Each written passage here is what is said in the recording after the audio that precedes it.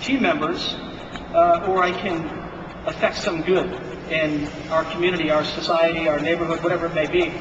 I've long said that we can be artists, or we can be creative folks, or we can be eager and determined and enthusiastic and put together things and serve them with flair and serve them with love, and of course we have to do that. But once we're on that road, and once we are profitable, it's incumbent upon us, it's essential that we actually go to another level. And it's easy that all of us, because we give by nature, all of us that are in this world, this food world, wine world, service world, we all are in every event, and here's for this organization, and here's Meals on Wheels, and here's the Infant Welfare Society, and the Pediatric AIDS Foundation, and the Cancer Association, and this church, and this, and this, and this, and it's endless.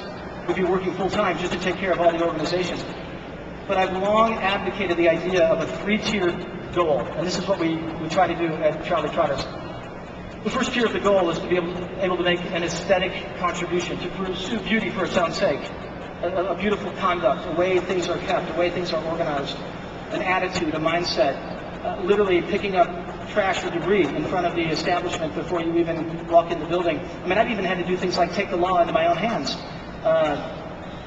Actually, many times I've had to do that. When I call the city and say, look at the sidewalk, it's dreadful, it's horrible. There are cracks and gum and things, and can we get a new sidewalk? Oh, yeah, we can see your neighborhood is due for a new sidewalk. In about 4 years, we've got that scheduled. We're going to do the entire 800, 900 block of your neighborhood, your street. No, you don't understand. I need to have this done immediately. This has to happen like tomorrow, because this is the way, this is the way we work in our field. Instant, got to happen. And then, well, we can't do it that soon. Well, I'll pay for it, just send me the bill. No, it doesn't work that way. Well, then we'll do it. No, you can't do that. You can't touch city property. So then I'm forced to, in the middle of the night, jackhammer up the street, the sidewalk, and rip up all the bad, nasty asphalt, get it out of there, pour brand new concrete inlaid with brick, plant trees, the whole thing, and willing to risk myself, willing to be arrested just to pursue beauty for its own sake. Well, I'm willing to do that. So, number one, to be able to make an aesthetic contribution, and that's what we try to do at all times. We go so far as to clean out, to scrub, to scour the dumpsters of our neighboring businesses, because we're trying to say this is how it's done. In fact, there should be nothing there are some people that actually think that one part of the business, one part of the restaurant or the establishment should be cared for differently than the other. So when you come to the front door, of course it's pristine. You go in the dining room, it's amazing. And the chefs are working properly and cleanly. But if you ever go in other places, let's say the team changing area, for example, or the dumpster area, maybe those areas aren't as pretty as one would hope them to be. But I've always thought there should be no difference.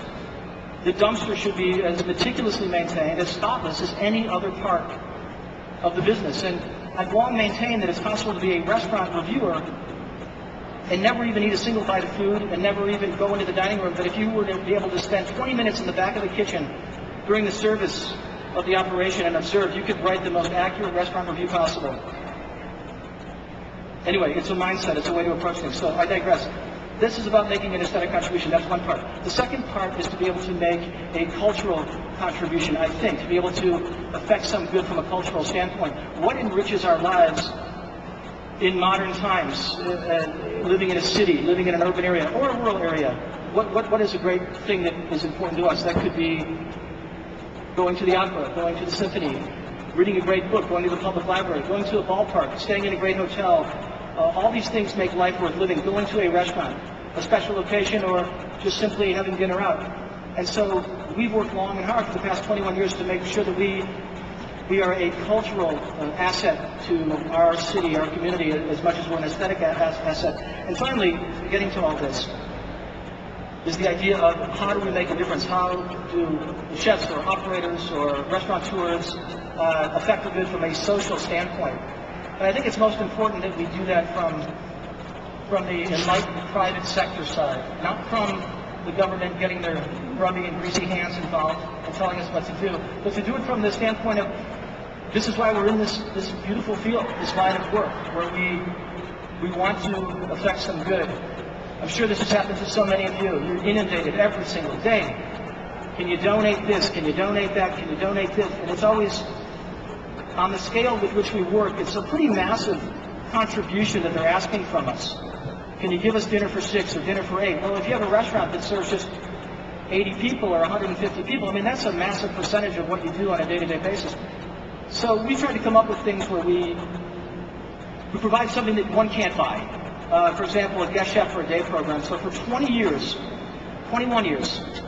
we have this thing where literally people walk in, and then sometimes it's a housewife or it's a business person that is taking an afternoon off, and they want to see what goes on behind the scenes of a high-powered, intense restaurant, and they take pictures and they write down notes and recipes, and it's really doing something that you can't get it any other way, and it helps many, many worthy causes, and that's part of it. About 10 years ago, we started something a little different, and it's our own foundation.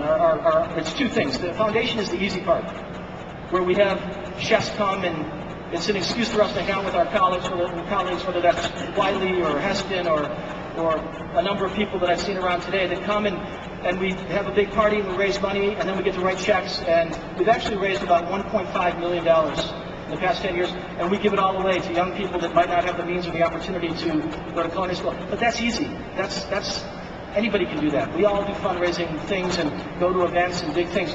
The other part, much more interestingly, is the excellence program. And every 3 nights a week, not every day, 3 nights a week, every Tuesday, Wednesday, Thursday night, 20 young men and women, Chicago high school juniors and seniors, come for the excellence program. And in the beginning, when we would call a school and say, why don't you come and experience this, they would say, well, thank you for asking us.